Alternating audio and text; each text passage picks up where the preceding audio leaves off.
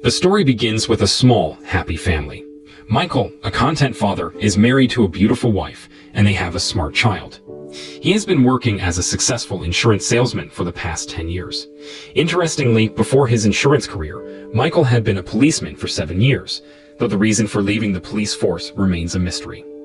On this particular day, just like any other, Michael's wife dropped him off at the train station for his daily commute to work.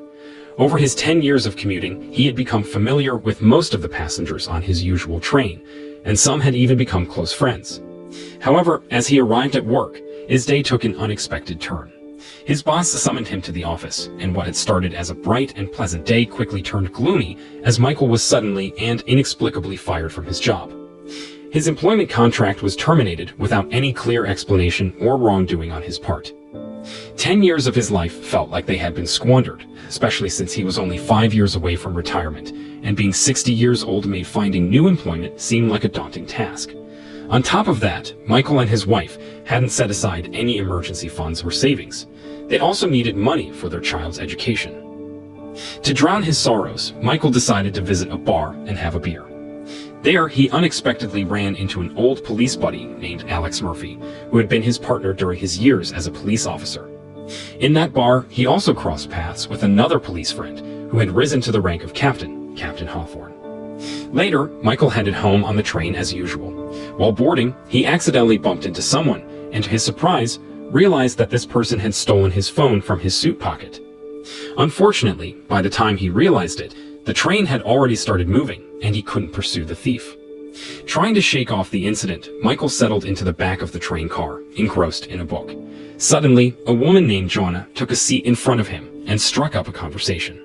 Eventually, she presented him with a challenge and the promise of a $100,000 prize if he could locate someone named Prine before the train reached Cold Spring Station. Furthermore, Michael had to discreetly plant a tracking device inside a bag carried by Prine, who was an ordinary passenger, unlike Michael, who was a regular commuter. Joanna had already stashed $25,000 in the restroom at the back of the carriage as an initial payment. There was one strict condition attached to this challenge, that Michael couldn't divulge any details about it to anyone. Joanna disembarked at the first station, leaving Michael somewhat baffled by this bizarre task. Yet when he discovered the $25,000 in the restroom, given his pressing financial problems, Michael made the decision to take the money. He had no intention of seeking out Prine and planned to disembark at the upcoming station. However, as the train came to a halt and Michael was preparing to exit, a young boy approached him and handed him an envelope, warning him that he had to follow through with what he had started. Inside the envelope was his wife's wedding ring. It suddenly dawned on him that his family was in danger, and Joanna had coerced him into locating Prine. Michael urgently borrowed a phone from a fellow passenger he knew and attempted to call his wife, but the call wouldn't connect. He then tried to contact Murphy, but Murphy couldn't be reached either. In a state of panic, Michael left a voicemail explaining his problem. After that, he approached Walt, a fellow commuter he was acquainted with, and used a note in the newspaper Walt was reading to convey the situation. Michael also requested Walt's help in reporting this to the police once they reached the next station. Walt received the message and disembarked at the next station. Suddenly, Joanna called Michael on the borrowed phone and accused him of breaking the rules by revealing the challenge to Walt, which she claimed would lead to Walt's death. As Michael glanced out the window, a tragic incident unfolded before his eyes. Walt, who was about to cross the road, was forcefully pushed and struck by a bus. Now Michael found himself unable to seek help from anyone. Eventually, he reluctantly began following Joanna's instructions. He initiated his quest to locate someone named Prine by meticulously inspecting every punched train ticket. If the hole on a ticket was at number 7, it indicated that the passenger was headed to Cold Spring Station. After scrutinizing every train car, Michael narrowed down his search to a few individuals, all bound for Cold Spring Station, none of whom he recognized. Eventually, Michael became suspicious of a man who consistently carried a bag with him. When he inquired whether the man was Prine, the tables turned, and the man began interrogating Michael, demanding to know his true identity, and warning him not to meddle in this matter. From the way the man fought back, Michael could tell he was highly skilled.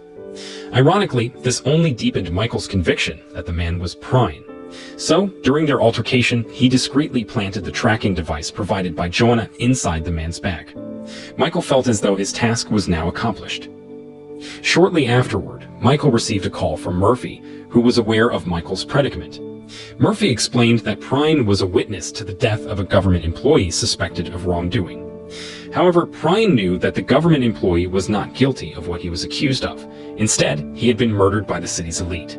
Today was Prine's scheduled day to testify, and she was going to meet an FBI agent at Cold Spring Station. However, it became evident that the city's influential figures were aware of this plan and had lured Michael into finding Prine to eliminate her. Realizing this, Michael understood that he had unwittingly marked someone for death with the tracking device. He turned to Murphy for assistance in protecting his family. Not long after, Michael received another call from Jonah, who informed him that he had placed the tracking device in the wrong person's bag, resulting in the man's death. With only 2 more stations until Cold Spring, Michael knew he had to locate the real Prine urgently, or his family would face dire consequences. He began his search for the man once more and discovered his lifeless body on the train floor. Michael had inadvertently played a role in the death of the man, who was, unfortunately, an FBI agent assigned to protect Prine. It finally dawned on Michael that one of the passengers on the train was Jonah's accomplice. When the train made a stop at a station, Michael had to hide from the police as a fellow passenger had reported his suspicious behavior. Due to his chaotic actions throughout the day, Michael had no option but to conceal himself with the deceased agent's body. The police searching for him failed to uncover his whereabouts. As the train continued its journey, Michael faced a new challenge as the floor door had been locked from the outside. He had to re-enter the train from the exterior, but encountered difficulty as his bag became stuck, causing his money to scatter in the wind. After successfully rejoining the train, Michael took the initiative to disable the AC, gathering the remaining passengers into one carriage with functioning AC. This strategic move would aid him in finding Prine, not to mark her, but to save her from impending danger. Michael's sense of duty as a former police officer was reignited, compelling him to protect an innocent person. As Cold Spring Station drew nearer, he had no choice but to carry out Jonah's request. Michael encountered a passenger who posed as Prine, and, suspecting her, he armed himself with a hatchet, planning to move her to the front carriage for safety. However, his suspicion proved wrong. The passenger turned out to be Jonah's accomplice, the one responsible for the FBI agent's death. With the train approaching Cold Spring Station, the man pressured Michael to reveal the real Prine's identity. Michael, resolute in his determination to safeguard her, resisted, leading to a violent altercation that ended with Jonah's accomplice being thrown off the train by Michael. Following this, Jonah called once more, this time demanding not only Prine's discovery, but also her immediate execution, as the station was nearly upon them. Out of all the passengers on the train, Michael eventually identified Prine, who was, in fact, a woman. Jonah called yet again, insisting that Michael must carry out the killing. However, Michael vehemently refused the gruesome request. In response, Jonah ominously declared that everyone would perish. The call abruptly ended, and a powerful explosion rocked the train's engine and driver's compartment, causing extensive damage. The train hurtled forward uncontrollably, its brakes disabled. This was Jonah's sinister plan. If Prine survived, she would ensure the train never reached Cold Spring Station. Quickly, Michael sought help from the train staff to relocate all passengers to the rear carriage. He then uncoupled the rear carriage from the rest of the train, allowing it to avoid a catastrophic collision while the front part derailed off the tracks. Michael gathered all the passengers and urged them not to disembark just yet, because the ordeal was far from over. He requested that everyone block the windows with newspapers to shield the interior from prying eyes. With the train now concealed, Michael initiated a conversation with Prine, seeking the truth behind the situation. Prine's account aligned with Murphy's explanation over the phone. She had witnessed the murder of a government employee, but shockingly, she disclosed that the perpetrator was a police officer. According to Prine, before the government employee died, the police officer mentioned the word noble. Michael clarified that certain individuals were determined to prevent Prine from testifying, intending to eliminate her before she reached Cold Spring. At the station, she was slated to meet an FBI agent who would protect her and her case. Michael was resolved to safeguard her. All the passengers on the train were now informed of the gravity of the situation. Outside, the police had arrived, fueled by false reports that Michael had commandeered the train and taken passengers hostage. Consequently, their primary objective was to apprehend him. Captain Hawthorne and Murphy, who were both close friends, were present as well. Murphy was designated to negotiate with Michael upon entering the train, and his first concern was the welfare of Michael's family. He had reached out to the FBI to ensure their safety. Murphy was perplexed because earlier in the day, Michael had contacted him regarding a challenge. As Murphy attempted to reason with Michael and encourage the release of the passengers, he mentioned the word noble in one of his sentences. Michael turned his gaze toward Prine, who cowered in fear, hiding behind a seat. Prine's description of the police officer who had killed the government employee pointed directly at Murphy.